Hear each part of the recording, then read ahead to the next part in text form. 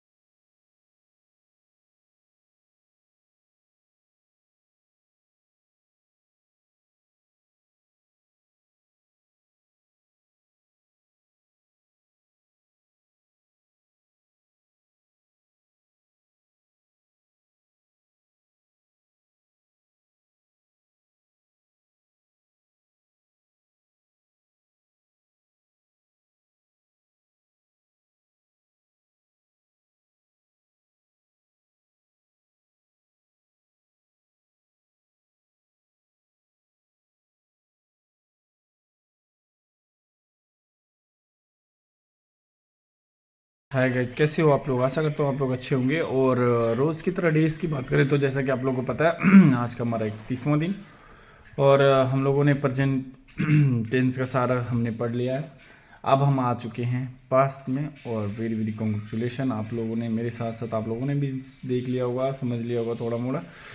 और बाकी बात करें तो आज का जो हम पढ़ रहे हैं पास्ट इंडेफिनिट टेंस का, ठीक है, अफर्मेटिव।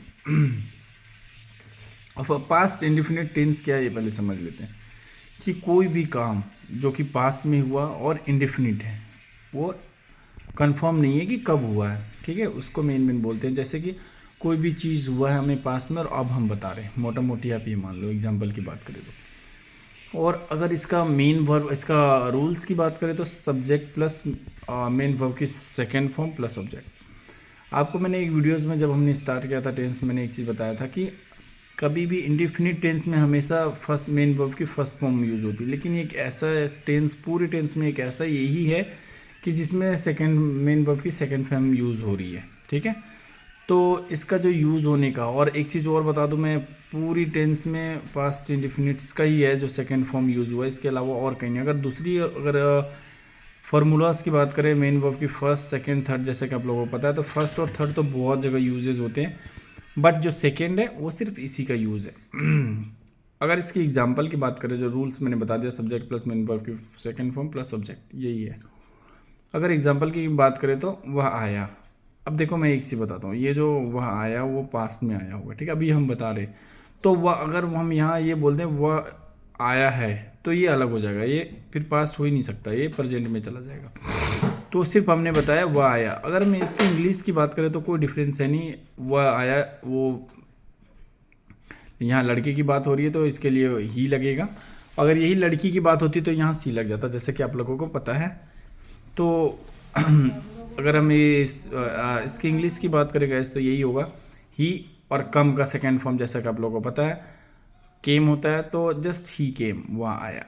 अगर इसी तरह से बात करें तो जैसे वह गई, ही वेंट, क्योंकि आपको पता है जो गो का है वो सेकेंड फॉर्म वेंट है और थर्ड फॉर्म गोन, जैसे कि आप लोग पता है, उतना कोई लंबा चौड़ी है नहीं। लेकिन हाँ, इसकी रूल्स और फॉर्मूला और काफ़ी चीज़ें इसमें ज़्यादा रूल्स आती है, नॉर्मल है बट यूजेस बहुत है, क्योंकि हमें पास्ट में जो हमें कुछ दिन के पहले ही हमने जो करे हुए थे वो हमें बताने में इंटरेस्ट होते हैं और हमें बताना होता है, और वो चीज़ के लिए काफ़ी रूल यूज़ होता है, ये यूज़फुल है। और दूसरी अगर इंग्लिश की बात करूँ तो इसकी ज़्यादा यूजेस मैं बता दूँ आपको, न्यूज़पेपर में भी बहुत होता है, क्योंकि जस्ट उसके पिछले दिन के बारे में न्यूज़पेपर लिखता है, तो वो चीज़ भी काफ़ी है, तो यूज़फुल है। तो ये आप लोग भी देख लेना एक बार बढ़िया से, बाकी मैंने बता दिया। वैसा कोई हार्ड उतना है नहीं, बट यूज़ जाता है, ये चीज़ मैंने आपको बता दिया। ठीक है, मिलते हैं अगले नेगेटिव के साथ, तब तक के लिए बाय, टेक केयर। और जय श्री राम, जय श्री कृष्णा। और दिन की बात करें तो आप लोगों की आज की हमारा जो दिन है वो हमारा 31वां दिन, और जैसे कि आप लोगों को पता है, और आज 2 फरवरी है।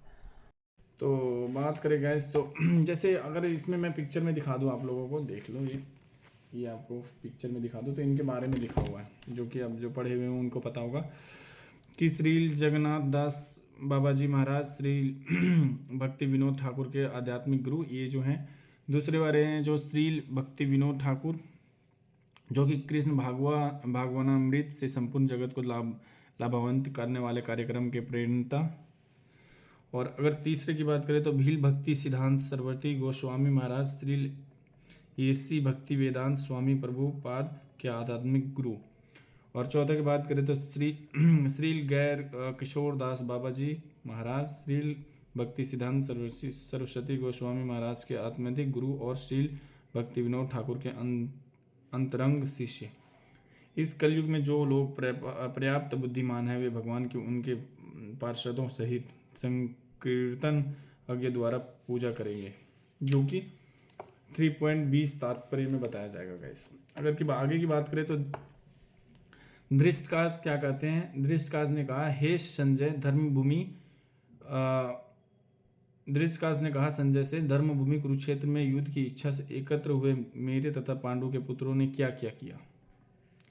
जिस प्रकार मनुष्य पुराने वस्त्रों को त्याग कर नए वस्त्र धारण करता है, जिस प्रकार करता है उसी प्रकार आत्मा पुराने तथा व्यर्थ के शरीरों को त्याग कर नवीन भौतिक शरीर धारण करता है। जैसे कि हम लोगों ने पहले भी पढ़ चुके हैं कि एक बॉडी जो है एक कपड़े के समान है, जो कि चेंज करते रहते हैं। आत्मा कभी मरता नहीं, जो कि हमने पहले ही देख लिया था गाइस। अगर आगे की बात करें तो प्रत्येक व्यक्ति इस भौतिक शरीर रूपी रथ पर आरूढ़ है और बुद्धि की इसका सारथी है। मन लगाम है तथा इंद्रिय घोड़े हैं। इस प्रकार मन तथा इंद्रियों की संगति से आत्मा सुख या दुख को भोगता है।